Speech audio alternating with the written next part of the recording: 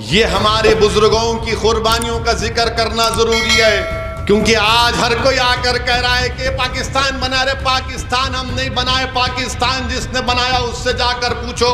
हम जिम्मेदार नहीं है पाकिस्तान बनाने के, हाँ हम जिम्मेदार हैं भारत को आजाद कराने के लिए। हमारे बुजुर्गों ने अपना खून पसीना इसमें बहा दिया, अपनी जानों की अजीम कुर्बानियों को हमारे बुजुर्गों ने पेश कर दिया।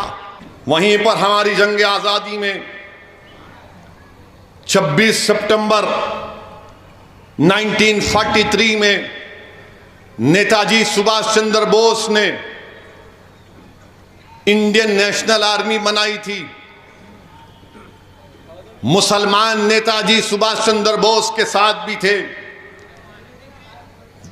नेताजी सुभाष चंद्र बोस, जहां पर बहादुर शाह जफर की खबर आज भी है बर्मा में, वहां पर बर्मा के एक लीडर थे बामा, उनको नेताजी सुभाष चंद्र बोस ने 2.5 लाख का नजराना दिया और नेताजी सुभाष चंद्र बोस ने बहादुर शाह जफर की खबर के सामने खड़े होकर तकरीर की।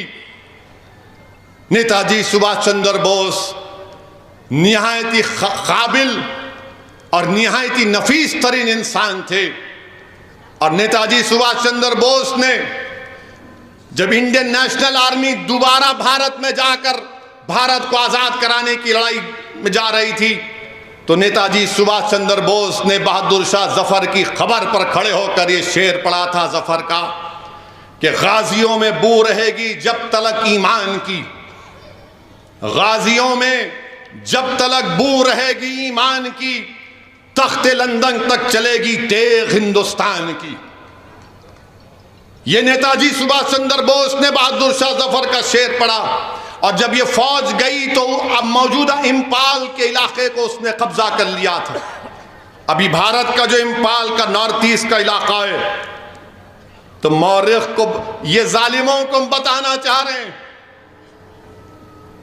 ये जो गोडसे के जानशीन हैं, इनको हम बताना चाह रहे हैं कि बताओ, जब नेताजी सुभाष चंद्र बोस कलकत्ता से निकलकर पेशावर गए, तो उस शख्स ने जिसमें पेशावर में नेताजी सुभाष चंद्र बोस को इस्तकबाल किया, उसका नाम क्या था?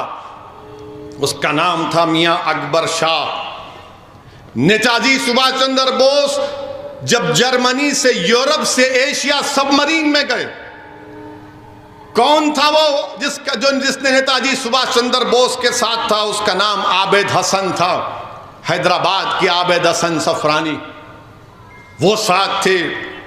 उसके बाद जो नेताजी ने पहला डिवीजन बनाया फौज का, जो नॉर्थ ईस्ट, मौजूदा भारत का नॉर्थ ईस्ट में गए, उसका फौज का डिवीजन का इंचार्ज कौन था? मोहम्मद जमा उसका नाम था। और किसने तिरंगा लहराया था यूफाल में? उस शख्स का नाम शौकत मलिक था। नेताजी सुभाष चंद्र बोस जो आखिरी मर्तबा प्लेन में बैठ कर गए, उसके बाद नेताजी किसी को दुनिया में नजर नहीं आए। कौन था नेताजी के साथ उनके जिंदगी के आखिरी सफर में? उसका नाम हबीबुर रहमान था। उसका नाम हबीबुर रहमान था।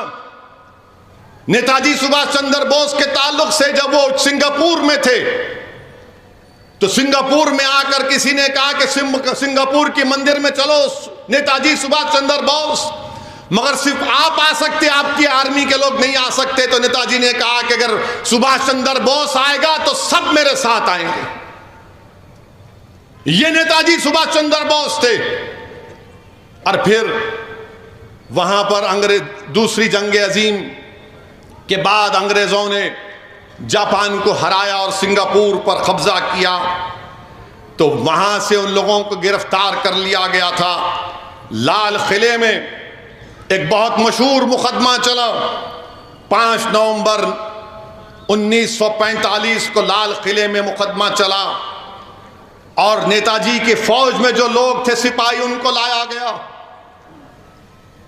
और फिर महात्मा गांधी उन नेताजी के सिपाहियों से मिलने गए थे, इंडियन नेशनल आर्मी के। तो महात्मा गांधी ने उन सिपाहियों से पूछा सुभाष चंद्र बोस के कि तुम कैसे हो? तो उन्हें कहा हम अच्छे हैं, किसी चीज की शिकायत है? तो सिपाहियों ने कहा कि मां गांधी जी, हमको जेल में रखा गया है लाल किले में, मगर हमको चाय दी जाती है एक हिंदू की चाय और मुसलमान की चाय है, ये कैसे? तो महात्मा गांधी ने पूछा फिर तुमने क्या किया?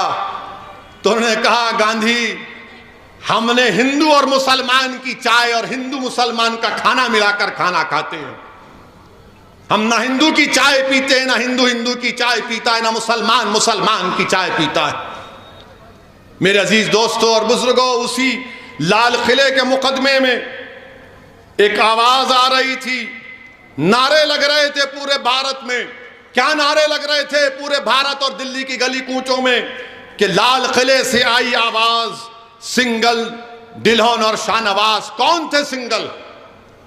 सिंगल नेताजी प्रेम सहगल उनका नाम था। गुरबख्श, डिल्हन और शाहनवाज, जनरल शाहनवाज थे। इन तीनों को सजा दी गई थी। तूफान मच गया दिल्ली में, अंग्रेजों को पीछे हटना पड़ा और जनरल शाहनवाज बाद में मीरठ से 4 मर्तबा के एमपी बने। मिनिस्टर ऑफ स्टेट रेलवेज भी जनरल शाहनवाज थे। मेरे अजीज दोस्तों और बुजुर्गों, ये हमारे बुजुर्गों की कुर्बानियों का जिक्र करना जरूरी है, क्योंकि आज हर कोई आकर कह रहा है कि पाकिस्तान बना रहे। पाकिस्तान हम नहीं बनाए, पाकिस्तान जिसने बनाया उससे जाकर पूछो। हम जिम्मेदार नहीं है पाकिस्तान बनाने के। हाँ, हम जिम्मेदार हैं भारत को आजाद कराने के लिए।